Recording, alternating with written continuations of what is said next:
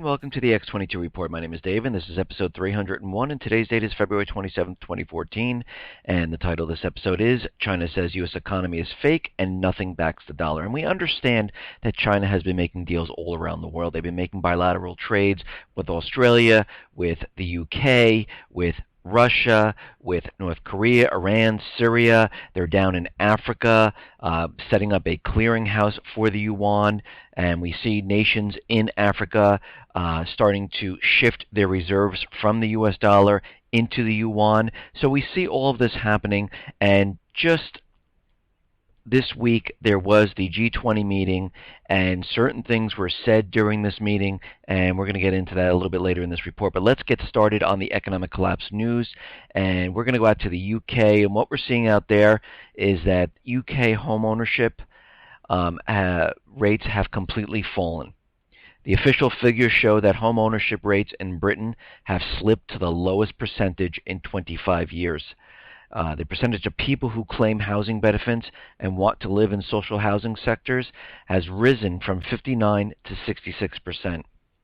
And what we're seeing here is that the dream of a stable home is drifting further out of reach for almost everyone in the UK. The Department for Communities and Local Government also warned that rents are increasing faster than average wages, and the number of homes built has fallen to their lowest levels in peacetime since 1920. And again, we are seeing this happen in many countries where prices are going up, salaries are going down, many people cannot find work, and it's getting difficult to survive.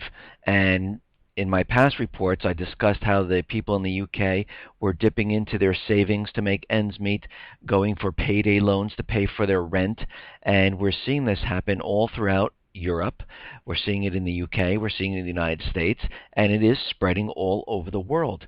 And it is not getting better, it is actually getting worse. And if you really look around, most of the countries are in a recession slash depression at this time. I mean, if you really think about it, unemployment in some of these countries are around 25, 30, 35%, which is a lot more than the actual depression unemployment. So we're way above that at this point. Even in the U.S., they are looking at unemployment around 30 to 37%. Of course, it all depends on which calculation you go with.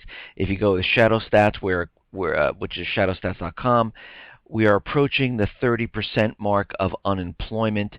If you go with this Wall Street exec who figured out the unemployment, he's saying it's very close to 37%. But we are way up there. But again, you do not see these people standing on bread lines. You don't see them in public. They're taking the homeless people, pushing them away. You need permits like in South Carolina to feed the homeless now, and it is absolutely getting ridiculous because they don't want anyone to see any of this. And they're putting everyone on food stamps, so this way you don't see the soup lines and the bread lines and things like that. But we have a lot of people today that are struggling, and they're trying to make ends meet, and it's getting more and more difficult as time goes on. And what we're seeing right now is that the initial claims for the past week in the U.S. jumped by 14,000 to 348,000, the highest weekly number in all of 2014, and the biggest miss of expectations of 335,000 in a month. So again, they're going to, manipulate. They're going to, help the data here, and most likely you'll probably see the unemployment rate go down. And how can that be? Again, all these numbers are a complete illusion. They're fake. The economy is not what it seems. Yes, the stock market's rising. The S&P, the Dow, they're all going up, NASDAQ, because they want all eyes on the stock market. Don't look at what's going on in the real economy. You just keep looking at that stock market, and that is the indicator of how the economy is doing. And we know that's completely false. We know it's fake. We know it's not real, that the real economy is not doing well. And again, I talk about layoffs a lot. And right now, Best Buy is laying off around 2,000 managers. They're just letting them go. Qantas, internationally, they're laying off 5,000 employees. Cox Communications in San Diego, 500 people in San Diego are being let go. General Dynamics, Lynn Haven, Florida, 730 people. Sony is closing 20 of its 31 U.S. retail stores. Now, correct me if I'm wrong here.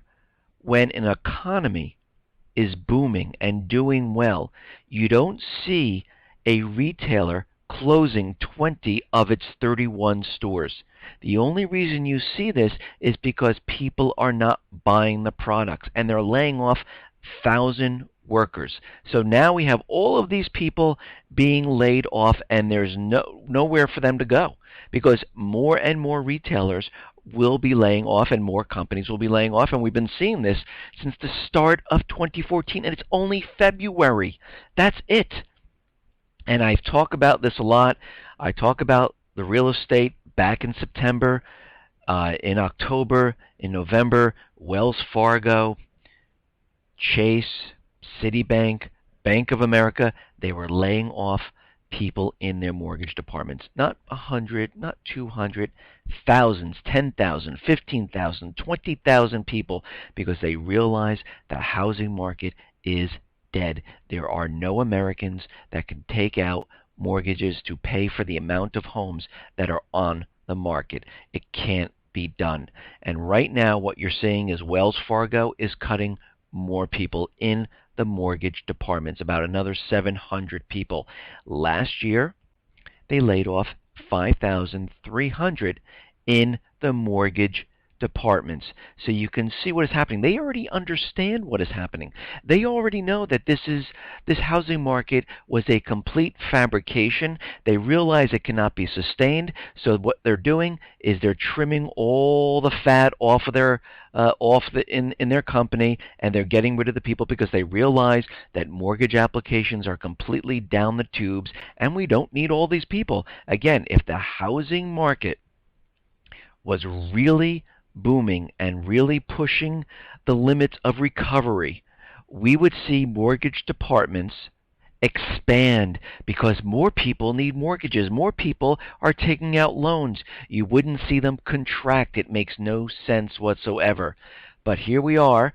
This is what we're seeing. And right now, and I've said this many times, the smart money is now leaving the housing market. And what I mean by that is the investment hedge fund companies that bought all of these properties and they were trying to rent them out to Americans. They were holding on to them, hoping to drive the prices up, and when the time was right, they were going to sell them to American people who are the youth of America. Of course, those boomerang buyers, which I can't even believe they're actually trying to convince us of, and they were hoping that they would be able to unload these homes at higher prices and make nice profits. And basically these are flippers, and long-term flippers, I should say.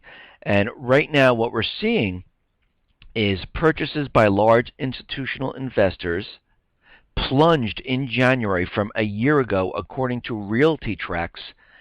And what we're seeing in Jacksonville, Florida, 20% decrease. Tampa, 48% decrease. Tucson, 59% decrease. Memphis, 64% decrease. Cape Coral, Fort Myers, Florida, 70% decrease because they're all leaving the market. Institutional purchases hit the skids in over 3/4 of the 101 metro areas that Realty Track analyzed. Their share dropping to 5.2% overall from 7.9% in December and from 8.2% in January of 2013. And we can see they are completely getting out of the market, and they are trying to get rid of all of these properties as fast as they possibly can because they realize this housing market cannot be sustained. And this is why you see mortgage applications plunging. This is why you see new home builders. The foot traffic is slowing. This is why you see Wells Fargo, Citibank, Bank of America, all these mortgage companies and mortgage departments laying off thousands upon thousands of people because the housing market is about to collapse. And many have anticipated that the large institutional investors backed by private equity would start winding down their purchases of homes to rent, and the January sales numbers provide early evidence this is happening. And this is coming from Realty Track Vice President Darren Bloomquist. And again, we see it. And the big question is, who's going to buy all these properties? And what we're going to see is that nobody's going to buy them. And this is why you see foreclosures surging in New York, New Jersey, California, because again, people have purchased these houses at higher prices. They're getting laid off from their job. I mean, it's a repeat of 2008. Here we are again. It's the same exact thing that is happening, and it's happening right in front of our eyes. We see it. We know what's going on. For those people who bought houses and trying to flip them, you better unload them really fast, because pretty soon you are going to be stuck with these homes. Now, as the title says, China says U.S. economy is fake and nothing backs the dollar. And, China really let the U.S. have it at the G20 meeting. And the U.S. was complaining to China about all sorts of financial misdoings. The U.S. accuses China of having financial problems and putting the global economy at risk. And they were going on and on and on and complaining.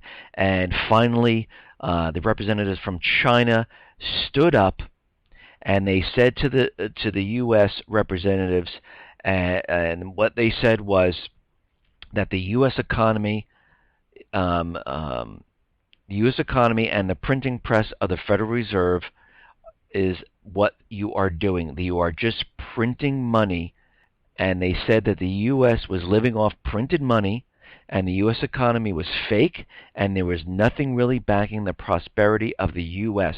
You have no manufacturing, you have no economy, and pretty much the U.S. economy will collapse.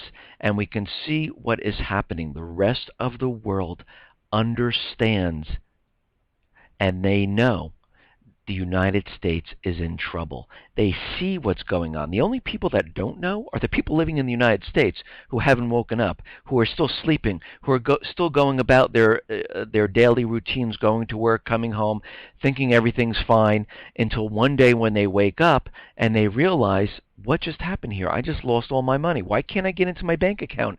What is this thing called bail-ins? I don't understand this. They won't understand this, just like the people in Cyprus didn't understand it until it was too late. But the rest of the world understands what is happening. They understand the dollar is imploding. The dollar is collapsing. China fully understands what it's doing by making deals all across the globe with bilateral trade, setting up the yuan to be the next reserve currency. The United States representatives, and I mean the government officials, the central bankers, they know what's going on. That's why we have the pivot to Asia. This is why you see the movement of military assets all across the world. This is why you see the central bankers moving into the Ukraine, moving into the Middle East and trying to keep control there, moving to Africa and trying to keep control there, into Thailand, into Tunisia. This is why you're seeing this, because they understand they will not be able to keep the U.S. dollar propped up for much longer, and they need to get the war started. Now, the question is, will the economy collapse before they get the war started, or will they be able to get that war started before the economy actually collapses? And that's what they really want to do, because they do not want to be holding all the purse strings here when the entire thing comes crumbling down, because they do not want to be blamed for this whatsoever. They rather blame this on another country, because they think in their minds, and they truly believe, when this next war is over, they are going to reset the entire system, start from scratch again, and enslave the people to the central bank. And they really, truly believe this, but this time they're going to do it a little differently. They are going to get rid of the Constitution. They're going to have it the way they want it, and this is what they've been striving for. Now, in Washington right now, witnesses warn House panel that U.S. is in a constitutional crisis. And multiple witnesses told the House Judiciary Committee on Wednesday that Congress is in danger of ceding all of its powers to the presidency if it continues on the path it is on.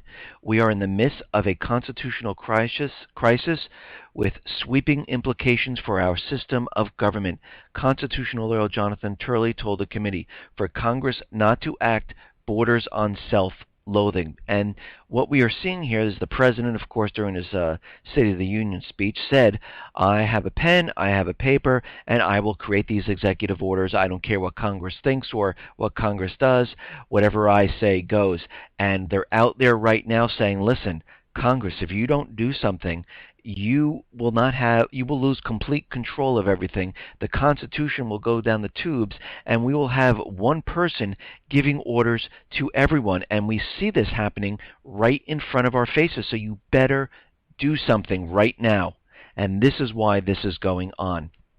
And we understand that the government has its hands in everything. They're trying to control everything. They control the creation of money. Again, these are the central bankers. They control the corporate media. They tell the media what to say. This is why they wanted to put people in the newsrooms to even control it further. They want to control the internet. And the only way they can control the internet was to pretty much have what is called trolls troll around the internet, get onto alternative media sites, social sites, and have them try to discredit the people that were those people that were talking. And every time you see these trolls on these sites, it just proves one thing.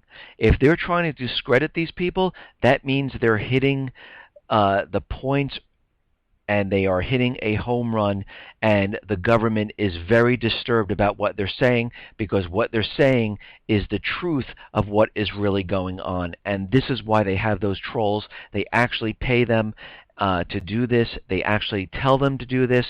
And again, this has come out from the leaked documents from Edward Snowden. And there's two main objectives to all of this. One, to inject all sorts of false material onto the internet in order to destroy the reputation of its targets. Number two, the use of social sciences and other techniques to discredit those people online and to discredit activism to generate outcomes it considers desirable. And the following list of internet infiltration techniques is as follows. Infiltration operation, ruse operation, set piece operation, false flag operation, false rescue operation, disruption operation, and a sting operation. And again, yes, these trolls or shills are completely real. You can see them all over the place. Whatever the person is saying in the new media or alternative media, those people always come up with no facts or anything, and they can completely always hammer home the opposite of what the person is saying, and they use curse words, they use other types of techniques to make people believe that the person who is speaking on the news media or on the alternative media is completely phony, fake. They try to discredit him or her, and this is what they try to do. And again, in many cases, all of these are just people who are paid to do this, so people come to the site, they look at it, they see what they're saying, and they say, oh, maybe this person isn't right, maybe, and this is what they're trying to do. And again, this just proves that the government is trying to take control of the internet. Now, in my other reports, I said the NSA and all the other spy agencies around the world, they are spying on every single person. They're spying on people, the everyday person. They're spying on government officials. They're spying on government officials in other countries. And they're doing this for a couple of reasons. One, to track the American people, to create lists, to create social profiles, to understand your movements about and where you are, because they understand when the collapse come, they're going to refer to their list, come and get those people and either execute them right on the spot or bring them to a certain area where they won't cause any more problems. The other reason is to blackmail. They use it to blackmail people. And right now, again, proof that Snowden documents have shown that British and American spy agencies gather and store many millions of images from Yahoo webcam streams, and that a large percentage are naked or pornographic images. And they use this to blackmail Supreme Court judges.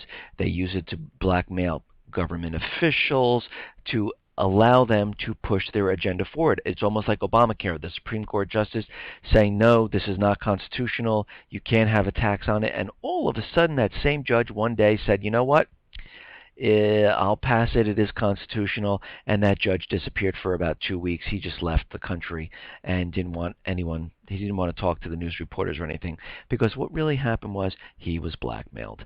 And again, all these cases that you're seeing right now from the Supreme Court that are being overturned, you could say they're probably most likely blackmailed because they're trying to push their agenda. Just like the Fourth Amendment ruling that I talked about yesterday, all of a sudden that was overturned, and now this information is coming out that, again, they spy on these people to blackmail them into pushing their agenda and the decisions that they want to have made, and this is why this is being done.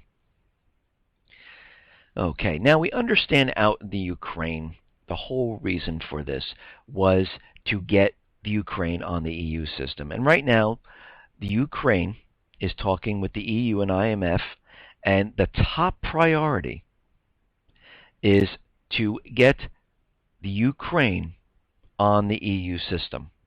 Not for the people of the Ukraine, not to have to help the people of the Ukraine, but the top priority is to get the country into more debt. That's the top priority, because this is what they really wanted. And what we're seeing here is that the new Ukrainian authorities are ready to sign an association deal with the EU within 1 to 2 weeks. If the European Union insists that the agreement be signed by the president, a delay is possible until after the presidential election, but if the condition is not set, I believe the government will be prepared to sign the agreement within a week or two, and this is coming from the opposition leader. Because you have to understand, the central bankers need this to be signed. They need this to be ready to go. They need the private Western Central Bank to be set up inside the Ukraine. They need to put the country on the debt system, and this is what they are trying to do right now. But they're having a problem. Parts of the Ukraine, the south and the eastern part that border along the Black Sea, are mostly Russian. And right now, Crimea, the parliament in Crimea announced a referendum on independence. And according to the new proposal, it should be up to the Crimean people, the population, to decide whether to expand its autonomy and make choices upon its future. Kiev's new leadership has pledged to keep Ukrainian territorial integrity and warn Russia against interference in its own domestic affairs. Moscow, assuring it will not breach the sovereignty of Ukraine, has nevertheless put 150,000 combat troops on high alert at its Ukrainian border and has expressed readiness to react in case of violence. Now, of course, John Kerry heard about this, and of course the U.S. government, the central bankers, and they said, whoa, whoa, whoa, whoa. John Kerry said, you know what? He said, let me call Sergei Lavrov and let's talk about what is going on.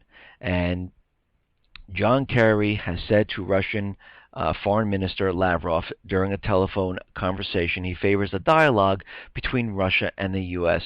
in order to stabilize the situation in the Ukraine. Kerry expressed his willingness to cooperate in order to stabilize the situation in the Ukraine.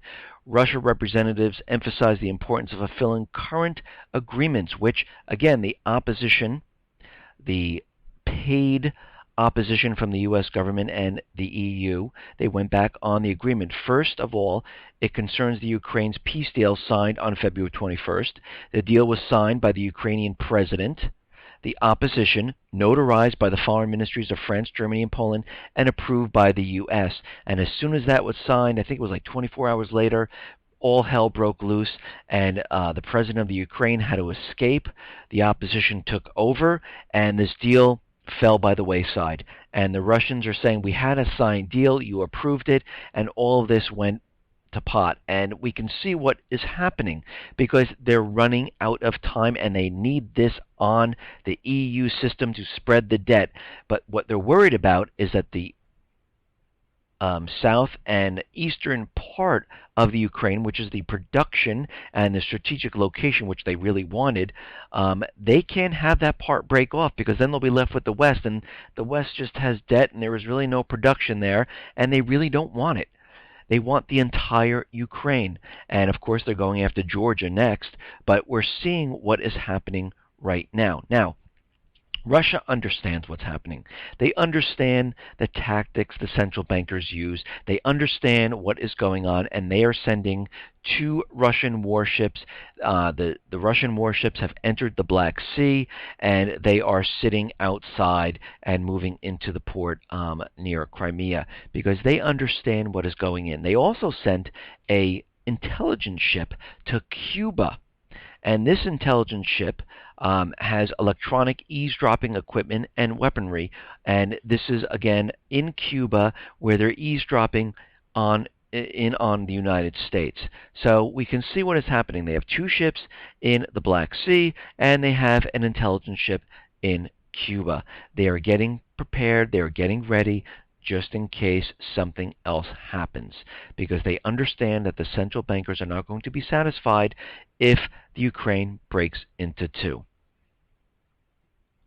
Okay, now, in respects to China, China is making some moves. Now, we understand that two nations, I think it was Zimbabwe, was starting to change up their reserves, remove some of the U.S. dollars, take on the yuan, because we understand that in Kenya they're becoming the clearinghouse for the yuan in Africa.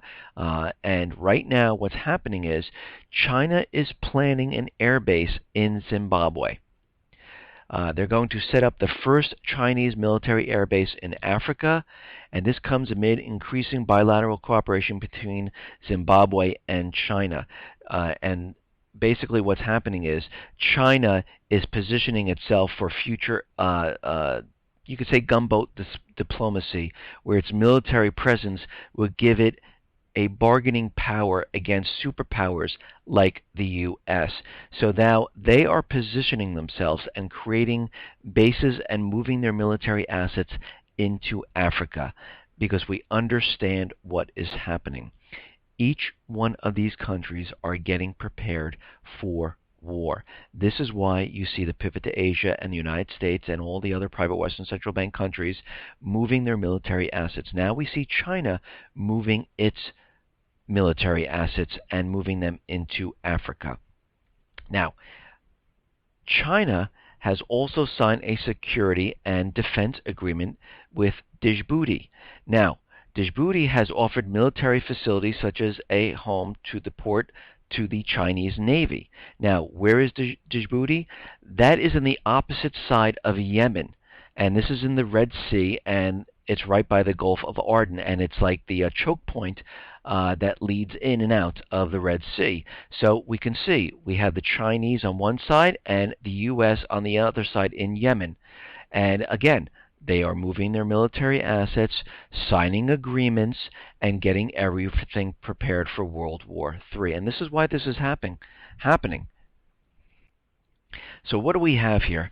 We have Russia branching out to set up military bases around the world. We have China now setting up military bases in Africa and in other parts of the world. We have China making agreements with all the countries around the world to become so the yuan can become the next reserve currency. We have the U.S. and Europe and NATO all positioning their military assets all around the world. The pivot to Asia, the missile shield in Europe, the missiles in Guam, the new base in Japan, and we can see all this taking shape because we have to understand that the central bankers realize, again, I've said this so many times, that the dollar is collapsing. And they need to get the war started. And again, they're trying to get into Iran. They're trying to get into Syria. And right now, they're using the peace talks of their nuclear reactors. And again, this is an illusion because the IMF and the other central bankers are trying to infiltrate their banks and try to get their natural resources on the U.S. dollar. And this is why the president is out there saying, no, even though we remove some of the sanctions and ease them, you cannot do business with Iran yet, because if they do, we will not be getting a cut of this, and you will not be using the U.S. dollar to purchase the oil and other natural resources. So you cannot do this yet, and anyone who tries, we're going to come down hard on these people. And right now, Kerry is saying we must pursue Iran new talks nuke talks before we considering war. The United States has an obligation to pursue nuclear negotiations with Iran before it considers going to war with Tehran to force it to give up its nuclear activities. And again, the military action likely if Iran talks fail. This is coming from a U.S. spokeswoman. And again, all these options are still on the table. Again, the Senate is trying to come up with new sanctions on Iran. They have a new bill that is created because, again, they are getting prepared and they're getting ready if these talks don't go forth. And we can see that they probably will not. Iran has been saying in the past they don't believe anything's going to happen with these talks. And again, the U.S. is continually adding more and more things to the P5+1 deal that had nothing to do with it. And again, they're probably going to make Iran say, you know what, this is getting out of hand already. You're asking for a lot more than we agreed on, so we're backing out. And of course, the U.S. is going to come out there and say, listen, see, they backed out. They didn't want to do it. So now we have only one alternative, a military strike. And we can see how this is all forming at this point. Now, in the past reports, I've been saying that they want to push some type of cyber legislation, and this is why we've been seeing the buildup of cyber attacks at this point. And right now, officials are pushing for some type of cyber legislation.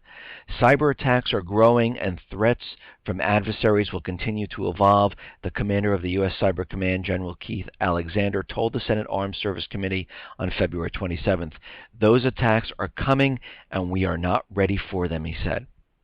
Everyone knows we need significant cyber legislation. Now, all of a sudden, we've been having this ramp up of cyber attacks against Target, Neiman Marcus, Adobe, on the University of Maryland. The Syrian Electronic Army has been hitting other news agencies and Microsoft. And now, all of a sudden, they are pushing hard for cyber legislation. And right now, it goes on to say that everyone knows we need significant cyber legislation. This is coming from Senator John McCain. And again, he added that the country is in grave danger of engaging in a new form of warfare that most don't understand. Now, Panetta is out there, and he's warning of a cyber attack. He's saying that Al-Qaeda remains a menace, growing in places like Somalia and Yemen. The nuclear ambitions of North Korea and Iran support global terrorism are continuing dangers. The chaos in Syria represent risk.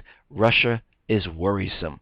But the greatest threat to security in the 21st century comes from the cyber attacks, former Defense Secretary Leon Panetta said Wednesday. We have to be vigilant. We have to be prepared. There are a lot of threats out there, he said. Panetta said industrial espionage is just the start of the problem of cybersecurity. The bigger worry is the development of viruses that can take down whole computer networks. They're looking at our grid. They're looking at our transportation systems. This could destroy the world. And this is what they're saying right now because they are building the propaganda for this incredible false flag that is going to happen, because we have to remember all the pieces are now starting to fit together. They tried this back in 2013. It didn't work. This time they know better. This time they are actually going to do it. And of course, Jay Johnson is out there, and again, he's the head of DHS now, and Homeland Security. Jay Johnson on Wednesday warned that the Boston Marathon bombing may be a sign of things to come as the U.S. attempts to defend itself from terrorist attacks.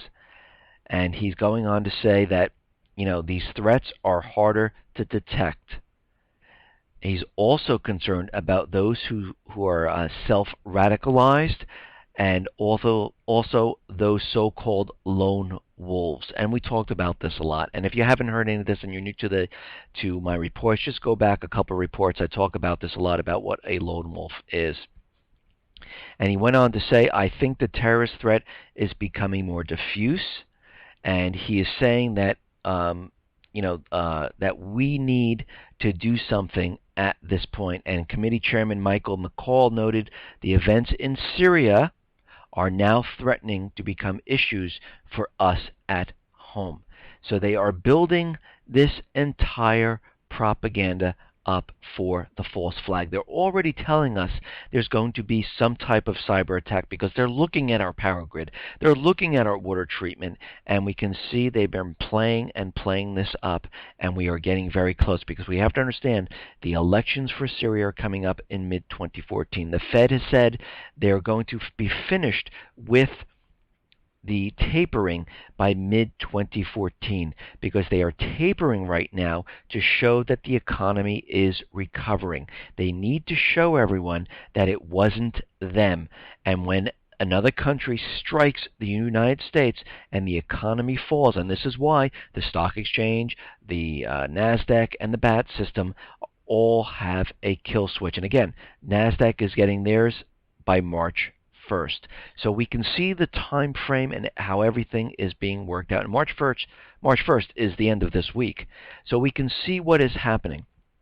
They are getting prepared because they understand, and they understand that the world sees that the dollar, because the dollar is imploding on itself. I mean, you can see that China is out there, and they stood up right in front of the United States and said, listen, we know you're collapsing. We know. And this is why everyone has been positioning all their military assets all around the world. Listen, everyone, thanks a lot for listening. Be well, be safe, and especially be prepared. Thanks a lot.